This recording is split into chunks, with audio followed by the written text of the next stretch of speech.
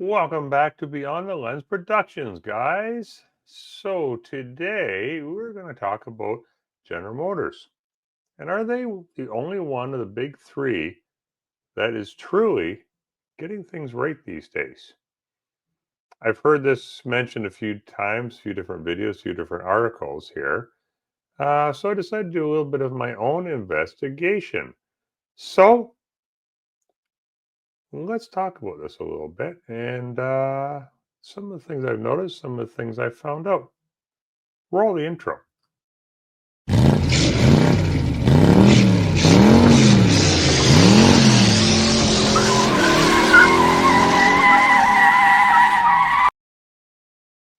So, I've heard a lot of mention lately about General Motors being the only one of the big three who is getting it right these days. You're right. Um, so decided to look into this a little bit myself. And first thing I did was stop by some dealerships in the city where I live and take a look around the inventory, what they have, how much they have, pricing and whatnot.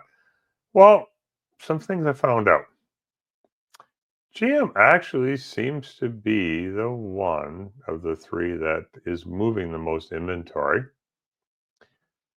Looking around at the prices, I think out of the three, out of GM, Ford, and Stellantis, Dodge, GM is actually the only one that has affordable cars, like smaller cars that an average family on a budget could afford.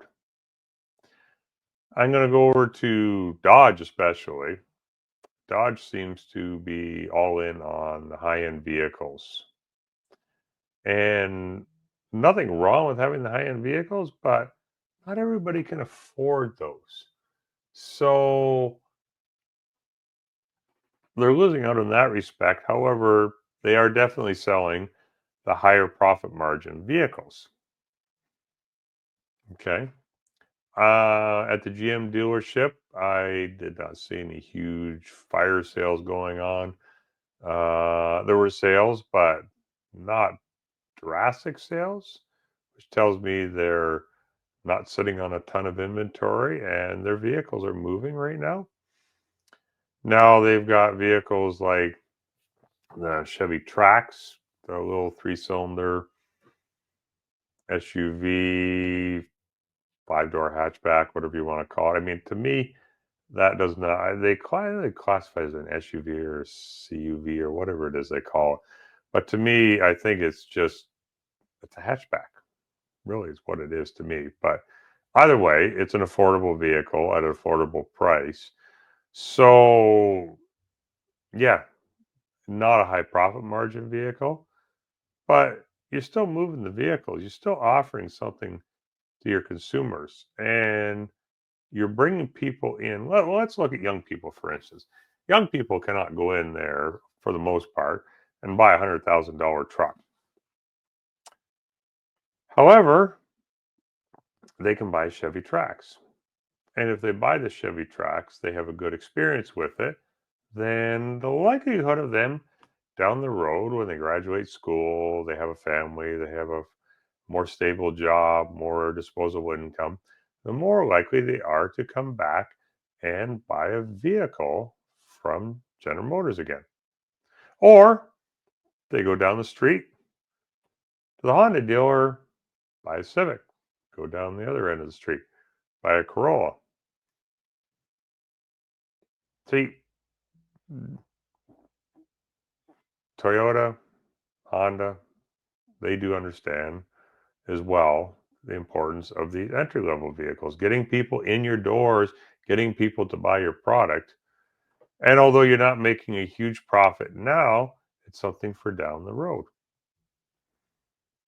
I mean, it's pretty simple, in my opinion. I think GM should have kept their Chevy Cruze because I think that one they finally perfected that one to the point where it could be an excellent competitor against the Civic or the Corolla. And then it just dropped it, gone. Well, I didn't drop it. It's not in the US or Canada. So anyhow. I digress. So, I mean, right now there is a big market for high ticket items for high ticket cars like your Escalades and your Suburbans and your Yukons and your Corvettes. Like, but hedging all your bets on just those vehicles is not a sustainable model. You can't go on forever just expecting to sell these high priced cars. You've got to have a product mix. Now, the other way I think General Motors was pretty good too, although they have the electric vehicles, they didn't go all in the way Dodge did, the way Stellantis did. Stellantis put all their eggs in one basket and they put everything in there on electric vehicles. And I mean, they're just not selling at the rate that it was expected. And they're not selling at a rate where you're going to make a good, livable profit from. So General Motors has pulled back on their EVs. They haven't abandoned it. They've just pulled back on their production. I know there's a local GM plant not far from where I am here, and they were supposed to be going not fully into electric, but a lot more into electric vehicles than they are now with engines and transmissions. At this point, to my knowledge, right now they're still just doing the transmissions because they've actually delayed the electric motors in that plant twice in the last less than a year, actually, which is good. They're responding to the market. They're looking at what consumers are buying, what consumers want, and because of that, they're adjusting their production. They're adjusting their projections.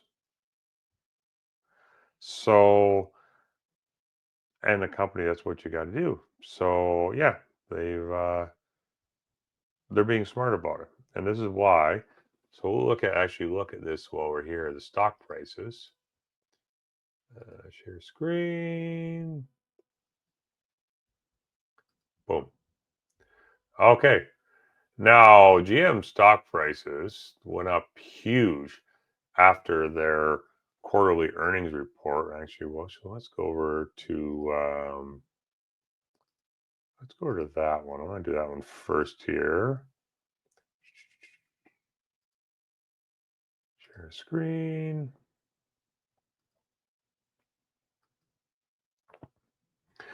GM shares post biggest performance gain in over 4 years as company reports $3 billion profit in quarter 3. GM stock closed at up 9.8% at 53.73, the biggest increase since March 24th, 2020, just as the pandemic was starting. We all know what happened during that fiasco. So it was the highest price this year. GM sales were earnings came even though GM sales were down on once reliable profit joint venture in China lost money. Detroit automaker reported $48.8 billion in revenue from July through September, 10% more than last year. Aided by U.S. average vehicle sale prices were steady the last quarter at $49,000. So if we go back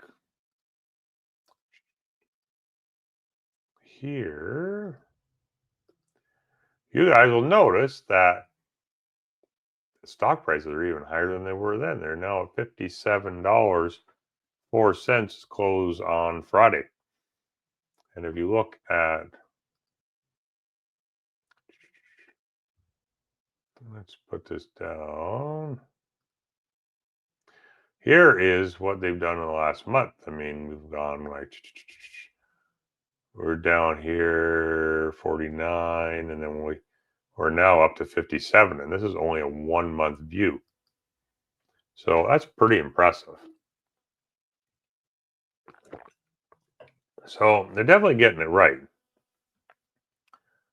Is there room for improvement? Of course, there always is. But I think General Motors is understanding product mix.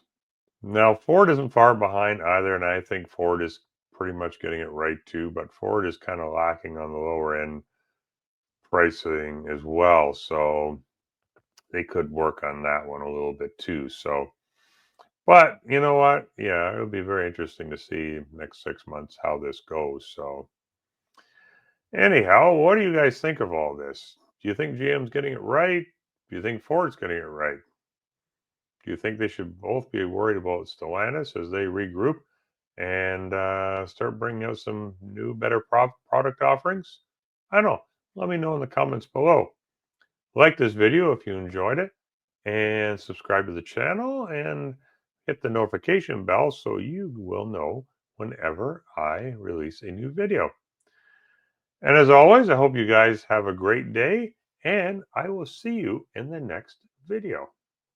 I don't ever slow up, no I don't take shit. I got no love for the fakeness. If you wanna play tough and wanna hate this, I'll always show up. I don't ever slow up, no I don't take shit. I got no love for the fakeness. If you wanna play tough and wanna hate